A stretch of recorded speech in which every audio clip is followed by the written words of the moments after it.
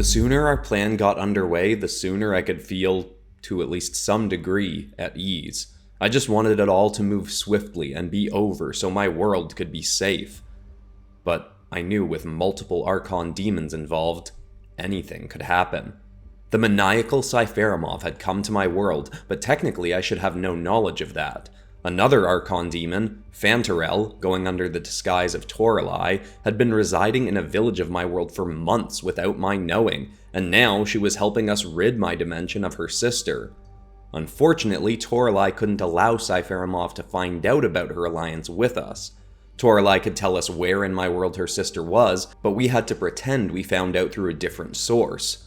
This was why I enlisted the help of a group I'd worked with many times in my world, called the Slayers of Cursed Predators. They were a secret collective of knights and researchers who had a colossal kingdom in the Arctic, where they contained, studied, and trained to kill the most anomalous and dangerous creatures of my universe. They had eyes all over the world, and it would not be outside the realm of possibility for them to quickly find an invading demon, especially considering she'd likely have infected at least one particularly dangerous creature upon arriving. Her techno-organic demon virus could near instantly kill whatever creature it infected, then reanimate their corpse into a soulless beast under Sciferimov's command. Once Torreli directed us to where Sciferimov was, the nearest Slayers of Cursed Predators would go to her location and promptly report to me. From there, it would be perfectly reasonable for me to arrive along with all my interdimensional allies, including the greatest threat to the Archons in all the multiverse, our noble and fierce team leader, Alexis Jones, wielding the power of the Reaper. When the Reaper killed an Archon demon, not only would their physical form be wiped from the multiverse, but as would every single demon under their command. All the worlds Sciferimov had demons invading would be saved from her infection.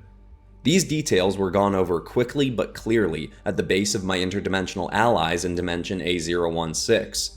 Usually, our team meetings were run by Alexis Jones and Sterling and Geel, but given we were all headed to my world and I had the most knowledge of our situation, Sterling stepped down and I was made temporary team leader with Alexis.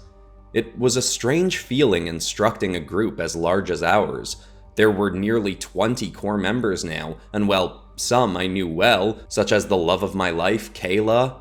Others, like Skinner and Harold the Herald, I'd had little in the way of personal conversations with. I was also distracted by the fact that, in the minutes building up to the meeting, as most were getting their battle attire on, Torreli seemed to be deep in conversation with one of our allies, Astra. I had just learned moments prior that the Archons were searching for information on Astra's cruel and devious mother, Tarsa. They seemed to have no knowledge of the fact that Astra was Tarsa's daughter, or that she currently had Tarsa locked away in a pocket dimension of A016, the world Astra was the overseer of. While Astra was an old friend at this point, and had helped save my world once before, I also knew she wasn't the most responsible of my allies. The information about Astra's mother could be useful leverage against the Archons if used wisely. I hoped Torreli wouldn't get the information out of her before we knew how we wanted to utilize it. We brought Sir Bright and the shape-shifting dragon Crossfire from the Slayers of Cursed Predators to our base for this meeting, though that also meant we had to do the meeting outside to accommodate Crossfire's large stature. My current dragon mount, Wellerman, tried fighting Crossfire as he was ever eager for battle, but I managed to calm him into backing off by singing a verse of his favorite sea shanty, off which he was named. By the time the meeting was concluded, I was feeling in over my head. Just prior to headed back to my world, I went to Alexis for guidance. Alexis, how do you so confidently take charge over a group like this? I know many of the group are your close friends, but there are also those in our ranks that you do not exactly have a very trusting history with. She gave a swift nod. That's true, but I also know what I can trust everyone on this team to do in what circumstances. For instance, I'm sure you noticed Astra flirting with an Archon demon before the meeting started. I was caught off guard by that description. You think Astra was attempting to make a romantic pass at Torreli? Alexis nodded. Astra hitting on an Archon demon is exactly something I'd expect her to do. Outside of life-threatening situations, she doesn't take things that seriously and can be a bit irresponsible. But I also know when we're in the thick of it on a mission, she tightens up her act, and I can trust her to take orders or take initiative. Even people like Harold. He may technically be our group's prisoner, but he also knows how to follow orders and is always looking to impress whoever is giving them to him. Then, luckily, there are people like Sterling, Kayla, Kate, Heath, Mara, Benny, and you that I'd trust with my life in any situation.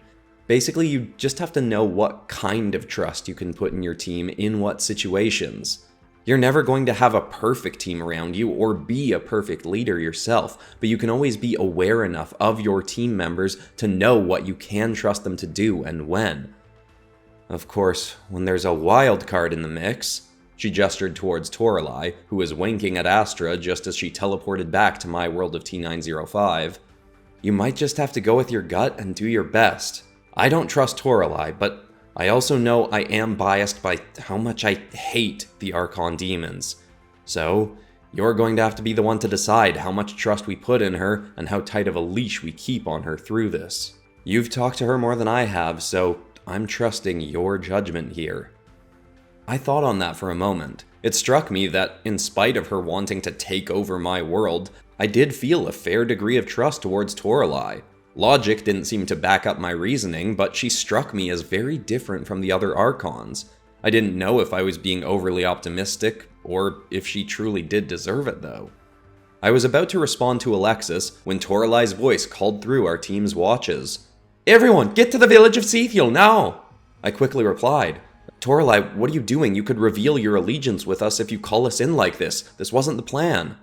"I don't care! She's got an army of demons attacking my village! Blow my cover all you want, just get here!" Well, that immediate deviation from our plan should have prompted some distrust. Admittedly, I did respect how desperate she was to protect a village of humans. That certainly wasn't a common trait of the Archons. Promptly, everyone in our group transported to the nexus point of my world. I made a portal from there to the village of Sethiel, and we emerged into chaos. I promptly mounted Wellerman's back and soared up over the scene to get a better look.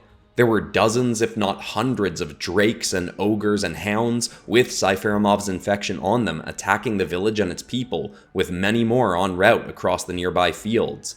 Lumbering towards the village was also a 70-foot beast with a black-plated skull that I quickly understood to be the Tarrasque Torreli had battled with recently herself. Suddenly, an unfortunately familiar green mechanical demon swooped up in front of me, with her tentacles transformed into a set of wings. Well, isn't this an interesting turn of events? I knew my sister's bloodlust had gone dry, but I didn't expect her to literally have befriended the enemy. I wasn't sure if I could salvage any of Torreli's cover, but I at least tried. Befriended is a strong term in this circumstance, Demon. Both of us just want you out of my world. She wants it for herself, and I want as few Archons in it as possible. Your army may be impressive, but I doubt you can handle the might of a fellow Archon in allegiance with the Reaper and my team of allies. I recommend retreating. Her ever-present vile grin widened farther. Oh, I'm not concerned. Not since I found for my collection the greatest new toy that your world had to offer. My eyes had not gone yet up to the clouds above, but a bellowing shriek promptly whipped my gaze up to see a glowing green mass above.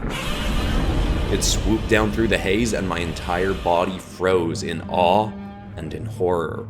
Long had I awaited to see the legendary beast in person, but now I wished I hadn't. The great dragon Gojirolith was awakened, but now infected and under Siferimov's control.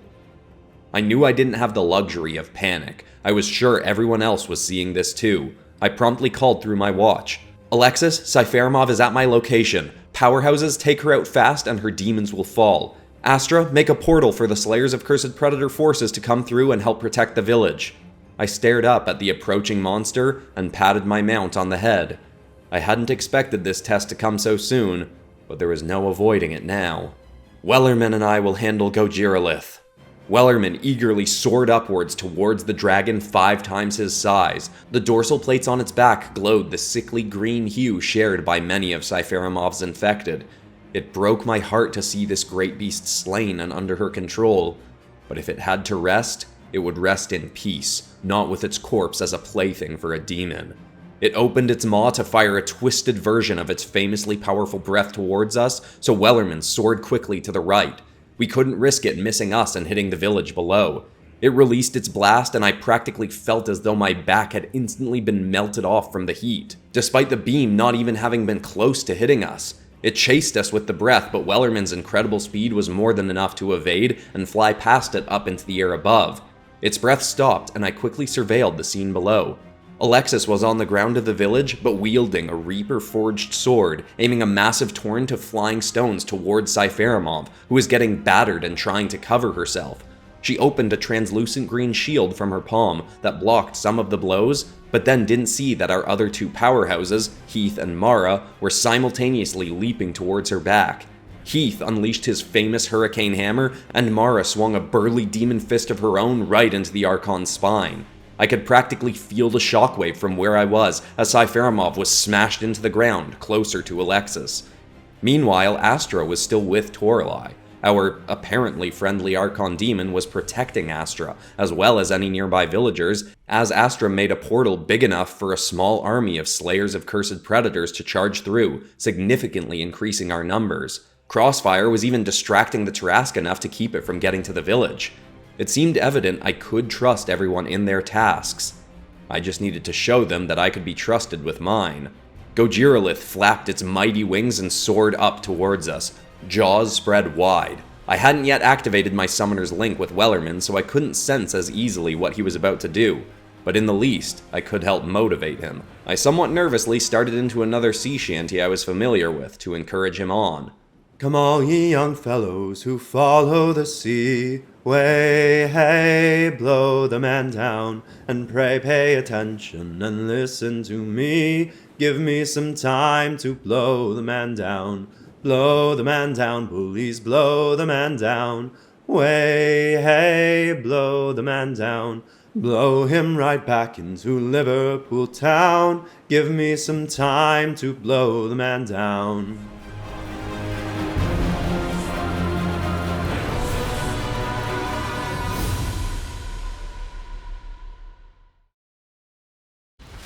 Wellerman growled appreciatively as it let Gojirolith get surprisingly close. But once it was nearly upon us, Wellerman shot a beam of freezing water into the monster's throat. It snapped its mouth shut and turned its head. We then swooped down along its back, with Wellerman dragging its claws along the beast's back. Unfortunately, this did very little. Gojirolith's hide was incredibly durable as it was, but with Sciferimov's mechanical infection reinforcing it further, the beast's hide was near impenetrable. When we got nearly past Gojirolith's body, it swung its tail and smacked us off course. It swung its tail so fast that it even ended up striking itself, though I barely noticed this as I tumbled through the air, nearly flying off Wellerman's back. Luckily, he regained composure quickly and flew us straight down. He dove across the ground and, oddly enough, he landed in the fields a short ways outside the village. Wellerman turned his head back to me and gestured quickly to the ground. He was telling me to get off. I didn't know what he was getting at, but I thought about what Alexis had said about trust. Wellerman didn't always do what I wanted, unless I sang for him, but I knew I could trust him to do the right things to win a fight. Fighting may as well have been his life. Plus, there was little time to think, as Gojirolith was headed towards us with a green beam charging up. I dismounted and Wellerman bumped his head into my arm with my glowing Overseer runes. Hoping I understood right, I turned them and started my Summoner's Link. I call upon the aid of Wellerman. Summon forth, great beast. The link was made and Wellerman left me on the ground as he burst up into the air towards Gojirolith. I could now see and feel what Wellerman did as he soared up to the side of the monster so that, once again, its beam would not shoot towards the village. Gojirolith moved faster, desperately trying to strike Wellerman from the sky with its breath. I could feel the heat of the beam as Wellerman did, but also the rushing of wind as he flew circles around the attack. I also saw through Wellerman's eyes as he stared quickly at a spot on Gojirolith's back.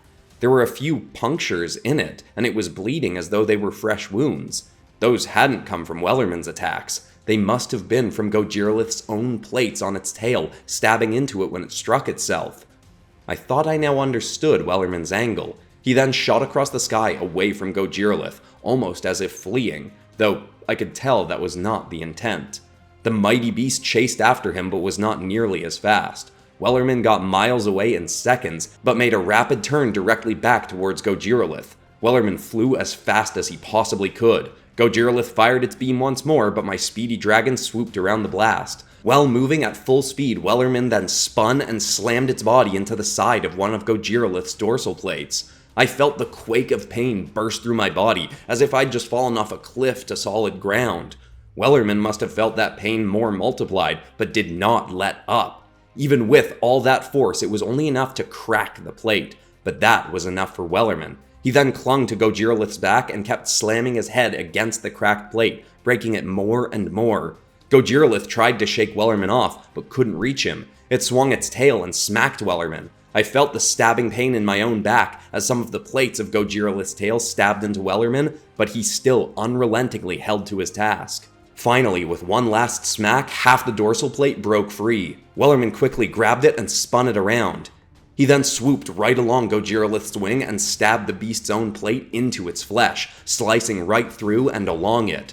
Gojirolith shrieked furiously and smacked its wing up to hit Wellerman away. He tumbled off to the side, but still held to the dorsal plate.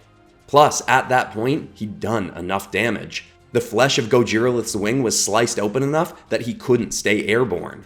He flapped and glided down back in the direction of the village fields. By the time he landed, he was nearly back in the field I was in. He was now grounded, and we clearly had an effective weapon against him. Wellerman flew back to me with the plate still in his claws. Incredible work, Wellerman. Now let's go put the poor beast out of its misery. Tayrun, I don't know if you need to be so quick to kill that thing, Astra suddenly said through my watch. I promptly replied, "What do you mean? It's infected by Siferimov's virus. It's already dead." Astra replied, "Torreli told me that some powerful enough monsters and people can hold on to life longer than others when infected. Use your overseer vision. Look into its energy makeup." I did as suggested and could see the glowing orbs and channels that made up the mighty dragon's body beneath its physical form. This creature's structure was incredibly intricate and complicated, and clearly there was an infecting energy seeping into it. But to my shock, the golden sphere of energy that allows a soul to manifest into a form was still lit. If that remained, then Gojirolith's soul may still be in there, beneath the virus. It could still be alive. That is incredible. Thank you, Astra. Thank you, Torreli. Wellerman, get me close to Gojirolith. I have no idea if this will work, but I have to try. I leapt onto Wellerman's back as I said, I release my summon, letting go of my connection to Wellerman, so I was free to try making another. I know you were enjoying fighting that beast, but now let's see if we can make it a friend. Wellerman snorted disapprovingly, but still shot up into the air towards the now running beast. It fired at us once more, and Wellerman spiraled around the blast again. We got close, and I turned the runes on my arm, still doing my best to hold tight to Wellerman. I then switched my grip and pointed my glowing arm at Gojirolith, doing my best to find connection to the creature's soul. Mighty Gojirolith, please listen. I know there is a virus trying to overtake you, but I also know you are still in there. If you agree to become one of my summons, then our souls can be linked, and I might be able to help push out the virus. Of course, I knew this may just cause the infection to spread to me through our link, but at this point I also had to trust myself. I was the overseer of this world, and my abilities should be amplified well within it. I had to trust that that and my own will would be enough to get this done. Plus, being fully transparent, the idea of having Gojirolith as a summon was beyond enticing. While the body of the beast before us showed clear signs of aggression towards us still, I could feel a sort of agreement from within it. Wellerman, get me onto its back. We soared closer and closer, and just as we flew over its head, Wellerman spread its wings wide and stalled. I dropped off my mount and gripped onto one of the plates on its back, pressing my palm into it. I hereby align with Gojirolith and allow my consciousness to consider it another vessel. When it accepts my call, our souls unite as one. The second I finished speaking, my own heart bonded with the overwhelming might of Gojirolith's. But I also felt as though there were metal monsters clawing into my body, as though it were trying to tear me apart piece by piece, devouring my flesh. I was feeling the infection on Gojirolith. I tried to divert all of my focus from my own body into Gojirolith's. I wasn't sure how much my own strength could help this mighty creature's, but soon I reactivated my overseer vision and looked into the creature's energy makeup again. I could see the direct link between my own soul and Gojirolith's. I also realized that I could then divert energy from the center of its body towards the encroaching infecting energy. The golden light of its soul, with my guidance, spread out across its form and quickly began pushing out the infection. I felt the pain of my own body reducing as the green and black energy retreated and retracted. I glanced briefly around me to see that the mechanical alterations to the mighty beast were also withering and flaking away. After a few moments, there was nothing left of Siferimov's infection, and Gojirolith let out a triumphant shriek that echoed across the country. The creature instantly looked towards the distressed village, and I could quickly feel once more its legendary protective instincts awakening again. Let's go slay the demon that thought she could invade our world. Gojirolith stomped towards the fields of the village once more, and Wellerman soared on beside us. I had never felt such overwhelming power in my life. My own body felt as though it could withstand the strike of a meteor. Crossfire and some of the other slayers were still struggling with the Tarrasque, but when we were close, Gojirolith fired a blue beam of flames into its side, instantly burning a hole in it. Before it had a second to react, Gojirolith slammed into it, tackling it to the ground. The legendary protector bit into its neck and with one swipe tore the demon's head off. Its body instantly began withering to ash. Across the village, many of the other demons had been slain, and the numbers were now easily in our favor. This battle was won, and Sciferimov knew she had to retreat or die. As I looked across the village, I again spotted the invading Archon Demon. She was just on its outskirts, surrounded by Alexis, Heath, Mara, as well as Torreli and Astra. Even with all of them attacking her, Sciferimov was managing to hold them off with her tentacles and the blade on her arm. But she was clearly losing strength.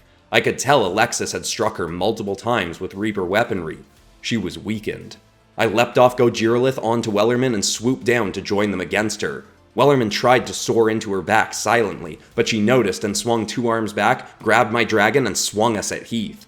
Luckily, he caught Wellerman, holding his ground. I flipped off the dragon's back, but landed, seeing that Gojirolith was stomping up behind the demon. Torreli proudly said, "Looks like trying to invade a world I already had claimed wasn't your best idea, Sciferimov." Sciferimov sneered. Maybe, but it was still smarter than joining up with the enemy. Sciferimov clicked her tentacles together behind her, then spread them and opened a portal to another realm. The others are going to peel you apart atom by atom for this, Torreli. Telling them is going to be fun enough to make up for all of this. Instantly, Torreli's grin faded as Sciferimov was about to fall back into the portal. Wait, don't, what if I can give you Tarsa? All eyes furiously shot over to her. Farafas! Torreli yelled, prompting the grass all around us to grow rapidly and wrap around our bodies, binding us to the ground. Alexis quickly tore free, but when her eyes fell on Torreli again, she was holding a blade to Astra's throat. Back off, Reaper. Astra can't dragon up when she's bound like this, and you're not as fast as you think. Alexis's teeth gritted together, but she didn't move. My heart was pounding. She may have betrayed her own family, but now she was betraying us too. I'd been wrong to trust Torreli. Or at least that was my initial thought. Sciferimov was intrigued enough to not leave yet, though she kept her portal open, halfway through it. You're bluffing. If you knew where Tarsa was, you'd have taken her yourself. Torreli shook her head. No, I wouldn't. I just want this world. I don't care who gets to invade M308. But I give you Tarsa, and the others will concede that it's all yours, just like you want. You keep quiet about me, and you finally get to invade a world you've always wanted. M308, all yours. Ultimate challenge, just waiting for ya. We got a deal? There was a pause. In that time, my emotions were spiraling, but I was also noticing how loose the vines binding me were.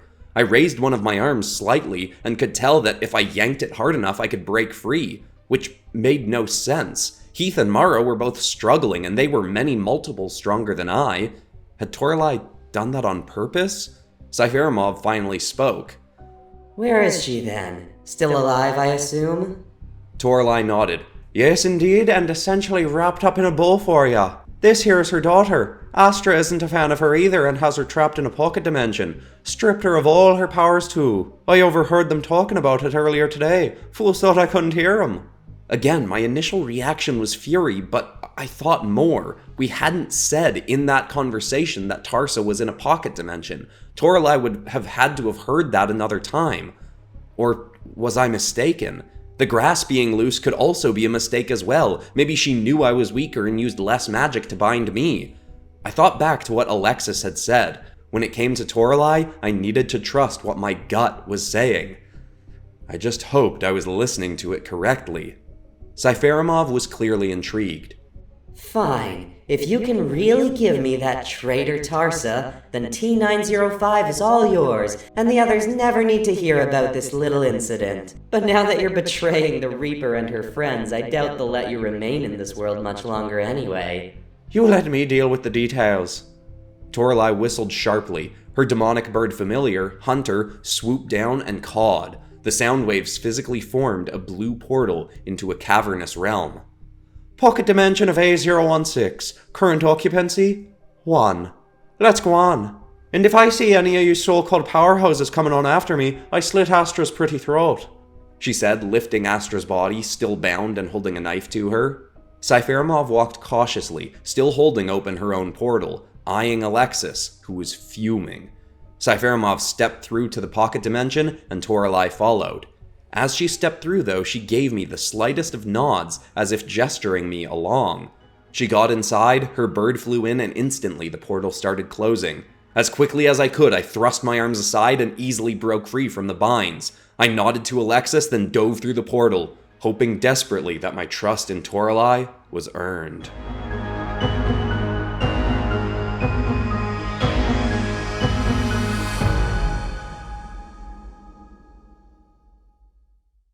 That's quite the new buddy that Tayrun's got on his team of beast summons. And I'm excited for him to use that one in battle even further. But of course we'll have to wait a couple weeks for the next episode. Though if you do want to know what exactly it is that Tarsa did to betray the Archons that made them want her so bad, you can go check out the 7th episode of Mytholethal where that is thoroughly explained. Or just that whole series if you haven't watched Mytholethal yet, because there is going to be more tie-in eventually with that series. By the way, for anyone that's always wanted more physical copies of my work that you can actually read, I am in the process of working on something right now that will not only involve releasing new stories that I'm coming up with nowadays, but also go all the way back to finally releasing physical copies of things like Biomet Kayla and the Beast Summoner and the early Multiverse Tales episodes. So keep an eye out for updates on that because I'm super excited about that. Plus, Vigilance is almost done, so I'm going to be releasing a book version of that. There's just a lot of fun, exciting things happening in the near future. And thanks to the meditation retreat I went on recently, I'm finally just not rushing myself on any of it. It took stepping out of my life for an entire week and rewiring my brain a bit to see how often I've been rushing myself on things.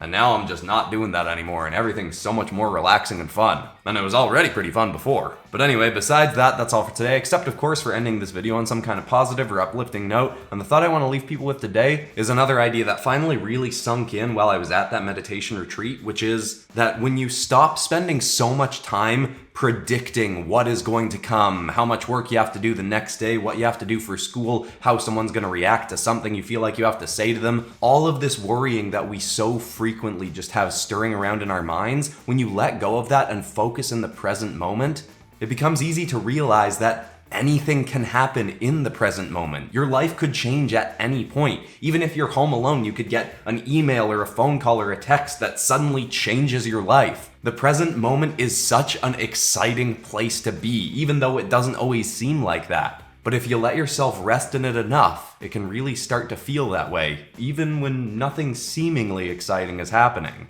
I hope that's inspiring. I love you all, and I'll see you all in the next episode on Monday, which is most likely going to be a fun little sort of sci-fi horror one-off story I have in mind, involving an old alien tracker we haven't seen in a while. Anyway, I'll see you there. Goodbye.